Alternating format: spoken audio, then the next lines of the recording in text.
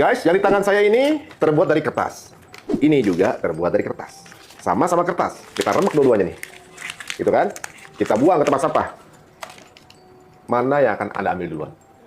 Pasti ambilnya yang ini. Kenapa? Karena ada yang memberikan nilai, ini bernilai Rp100.000. Dan ternyata benda seperti ini ada sihirnya yang membuat kita semua percaya dan mempercayai ini ada nilainya Rp100.000. Itu yang saya dengar. Apakah sihir tersebut yang dimaksud? Penggunaan uang sebagai alat tukar seakan menjadikan wujud kertas tersebut memiliki nilai dan menggeser fungsi emas sebagai alat tukar pada zaman Nabi. Zaim Saidi, seorang pakar dirham dan dinar yang akan menceritakan bagaimana uang kertas ini menguasai dunia dan sihir uang kertas yang mampu menggeser emas sebagai alat tukar. Di mana bank boleh punya modal cuma satu untuk membuat neraca sampai 100. Jadi, kalau ada orang meminjam uang ke bank seperti ini, ada orang meminjam uang, maka dia mencetak uang baru. Terus sampai dia bisa mencetak itu 13 kali. Ya, kita harus mulai dari lebih awal dari itu ya. Jadi ketika Allah SWT menciptakan manusia, kan kepada Nabi Adam diberitahukan. Gitu kalau dalam Al-Qur'annya, yaitu Allah mengajarkan kepada Nabi Adam nama-nama segala sesuatu. Nah, itulah fitrah. Jadi di balik nama itu ada makna. Ya, kalau dibilang ini batu. Ya memang batu. Nama dan value-nya ya, sama? Nama, fungsi, value. Ya. Bahwa ini adalah ayam. Bahwa ini adalah kayu, dan seterusnya. Nah, lalu ada yang namanya emas dan perak dan tembaga. Dan macam-macam logam lainnya. Ya. Nah, tapi Allah memberikan fitrah tertentu kepada emas dan perak khususnya. Ya, dan kemudian difitrahkan juga pada manusia. Tuhan mengatakan, saya ciptakan pada manusia syahwat. Kecintaan naluriah terhadap anak-anak, pada harta, binatang, ternak, ya kan? Kemudian emas dan perak. Nah, jadi kenapa sekarang kehidupan menjadi berbeda? Karena hari ini persis bertolak belakang dengan apa yang primal condition gitu ya, keadaan awal yang fitrah itu. Sekarang ini kehidupan manusia keluar dari fitrah. Sehingga yang Anda contohkan tadi itu, bagaimana mungkin selembar kertas yang tadi satu bergambar, satu tidak bergambar, yang satu tidak bernilai, yang satu bernilai. Bahannya sama? Bahannya sama. Nah, padahal fitrah dari satu nilai itu harus material. Harus properti. Ya kan? Jadi kalau dibilang ada sesuatu nilai, maka harus ada propertinya. Nah, jadi kalau tadi kembali kepada uang Rp100.000 itu apa? Kita definisikan dulu, Rp100.000 itu apa? Rp100.000 adalah 100.000 kali Rp1. Benar. Nah, sekarang Rp1 itu apa? Itu nilai tukar yang di Indonesia? Nah, Rp1 adalah 100 sen. Oh, Pak, penurunannya gitu? Nah, lalu 1 sen itu it doesn't mean anything, tidak ada artinya apa-apa.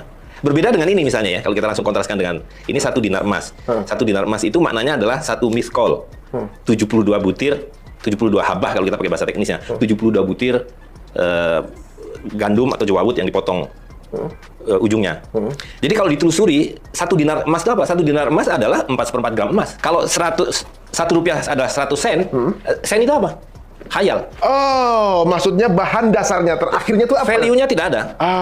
Nah, properti itu kan sesuatu yang bisa dipegang, bisa ditimbang atau ditakar. Nah, kalau kita bicara teknis, kita mengenal ada namanya takaran, ada timbangan. Nah, value itu dasarnya harus bisa ditakar, harus bisa ditimbang. Value dari kentang itu apa? 1 kilo kentang, 2 kilo kentang, 1 liter beras, 2 liter gandum. Ada masanya gitu ya? Nah, jadi fitrahnya kalau 1 liter beras itu mau dipertukarkan, ya harus dipertukarkan dengan sesuatu yang juga punya nilai yang setara. Ya kan? Misalnya, oke, saya punya beras 1 liter. Anda punya baju, boleh nggak saya tukar baju Anda dengan 1 liter? Oh, nggak bisa, saya maunya 2 liter beras. Value dengan value. Baju ada materialnya, alat tukarnya juga ada materialnya. Nah, sekarang kalau tadi, baju ini berapa? Rp100.000. Artinya apa Rp100.000 tadi? Tidak ada value-nya, kecuali angka-angka. Jadi sistem mata uang modern itu adalah desimalisme. Gitu, sehingga hari ini harga baju Rp100.000. 5 tahun yang akan datang mungkin jadi 1 juta. Beda dengan kalau dinisbahkan kepada benda, properti yang punya nilai. 1 dinar emas ini yang berarti 4/4 gram dari zaman Romawi dulu, sebelum zaman Rasulullah SAW, sampai hari ini dapat seekor kambing yang besar. 1 dinar, 1 kambing. 1 kambing. Sekarang nilai 1 dinar ini berapa juta? Hari ini 4,3 juta. Sekali berapa? Oh, jadi dari zaman Nabi sampai sekarang ini nggak ada degradasi? Nggak ada degradasi nilai, karena memang ya itu tadi Tuhan menciptakan emas apa adanya seperti itu. Bayangkan kalau kita bisa menemukan ayam yang datang dari zaman Nabi Adam, berubah nggak hari ini ayam itu? Oh iya. Kan tidak mungkin seekor ayam itu kemudian berubah menjadi seekor kambing, ya kan? Sekarang jadi lebih mahal gitu. Nah, kenapa? Sebetulnya kan ayamnya tidak berubah. Uang kertasnya karena tidak punya nilai, dia kembali kepada asalnya. Apalagi kalau kita lihat bagaimana uang kertas diciptakan dan dicetak, ya kan, diperbanyak, sehingga yang semula diberi angka dan nilai, lama-lama nilainya habis. Nah, begitu juga perak. Sebetulnya apa saja? Perak ini dari zaman Romawi, dan sebetulnya kalau kita tarik mundur, kalau saja ada data, pasti nggak berubah. Misalnya zaman Ashabul Kahfi, itu kan sesudah Romawi, 300 sekian ratus tahun. Satu koin perak ini, kalau dalam Al-Quran disebutkan, kau keluar belikan makanan untuk 6 orang. Hari ini 1 dirham ini, Kan 75.000 kira-kira ya, 73.500. Kalau dibawa keluar, dibelikan nasi uduk, cukup untuk 6 orang. Masih segitu juga. Iya. Gitu. Nah, jadi itulah fitrah. Jadi sebenarnya semua kehidupan itu berjalan sama sebenarnya. Sama. Cuma penilaian dari uang aja yang naik sendiri.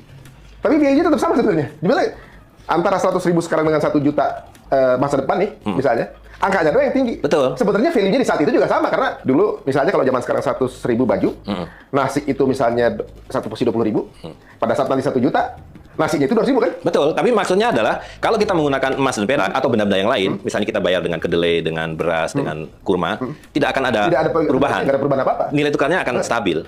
Hanya nilai uang aja yang... Nah, sebetulnya itu bukan nilai. Bukan nilai ya? Bukan nilai. Sihir. Sihir. Itu namanya sihir? Itu ilusi. Itu ilusi. Ya kan? Ketika kita mengatakan bahwa 1 juta rupiah, kan nggak ada maknanya apa-apa. Nah, persoalannya hari ini kemudian seluruh benda-benda dan jasa dinisbahkan kepada nilai palsu ini, sehingga kita tidak melihat, tidak memahami bahwa nilainya palsu. Jadi kalau kita hadirkan, nah ini kan seperti bagaimana Nabi Musa membongkar sihir Fir'aun. Orang-orang diberi tali, tapi ilusinya adalah itu ular. Ya kan? Bagaimana kemudian mematahkan sihir itu adalah hadirkan realitasnya, hadirkan hal yang realnya, sehingga ularnya kelihatan bahwa itu palsu. Nah, sama dengan ini, ketika Anda hadirkan emas dan perak, maka real harta ini akan menghancurkan sihir nilai uang kertas itu, gitu. Ini asal muasal dari mana kok bisa sampai seluruh dunia sepakat untuk kemudian, ini kan kesepakatan internasional jatuhnya, atau kesepakatan... Bukan, tidak ada kesepakatan. Nggak ada kesepakatan? Semua dipaksa. Semua orang sepakat, dipaksa? Dipaksa dong. Sejarahnya gimana sih, Ustaz? Awalnya? Sekarang kan gini, ada yang namanya legal tender law, hukum mata uang kertas. Kalau Anda bertransaksi di Indonesia, tidak menggunakan rupiah, Anda dipenjara. Begitu kita ke Singapura, lain, Anda tidak menggunakan dolar Singapura, Anda dipenjara. Jadi tidak ada yang namanya kesepakatan dalam sistem uang kertas. Kita semua dipaksa harus menggunakan alat tukar itu. Nah, itu precisely yang diharamkan oleh Allah SWT.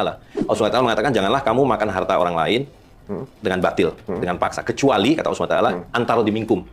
Melalui perniagaan, transaksi yang redo sama redo. Rela sama rela. Gitu. Nah, jadi sebetulnya kembalinya emas dan perak ini adalah sebuah, ya kalau kita mau bilang tuntutan, atau demand lah ya, untuk kembalinya kebebasan memilih alat tukar. Nah, ini uniknya begini, Ustaz. Dulu alat tukar emas dan perak ya.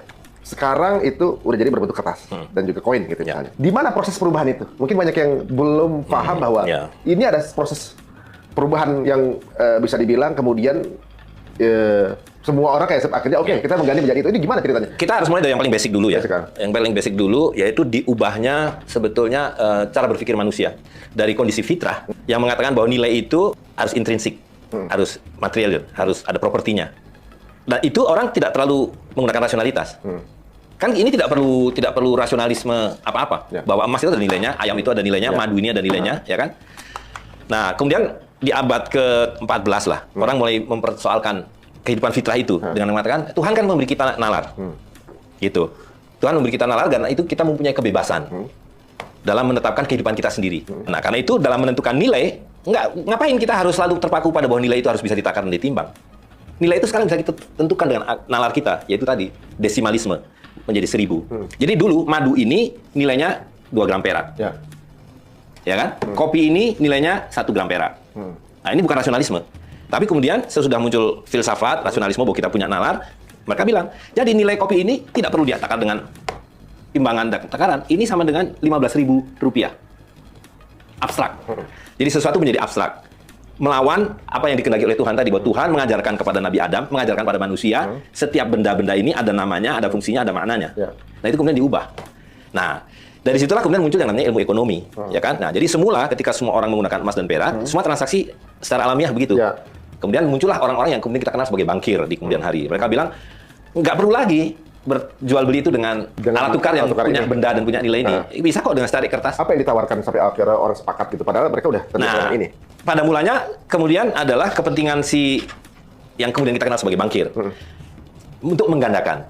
Nah, jadi kehidupan fitrah itu sesuai fitrah. Kalau Allah menciptakan di dalam alam ini 1000 kerbau, ya 1000 kerbau. Emas 1 ton, 1 ton. Nggak bisa digandakan. Nah, ini nanti kaitannya dengan kemudian munculnya riba. Ya kan? Nah, tapi nafsu manusia menghendaki bahwa saya ingin menggandakan. Kalau saya punya perak 5 gram, Mas Ari pinjam, habis harta saya. Sampai kemudian dikembalikan 5 gram perak saya. Nah, tapi ketika kemudian diciptakan menjadi abstrak tadi itu, ya kan? Kalau kita ambil contoh ini misalnya. Nah, ini kemudian mereka mengatakan, Anda taruh aja, simpan aja perak ini, ini dicari kertas. Bahwa ini senilai yang kamu titipkan. Betul, yang dititipkan itu.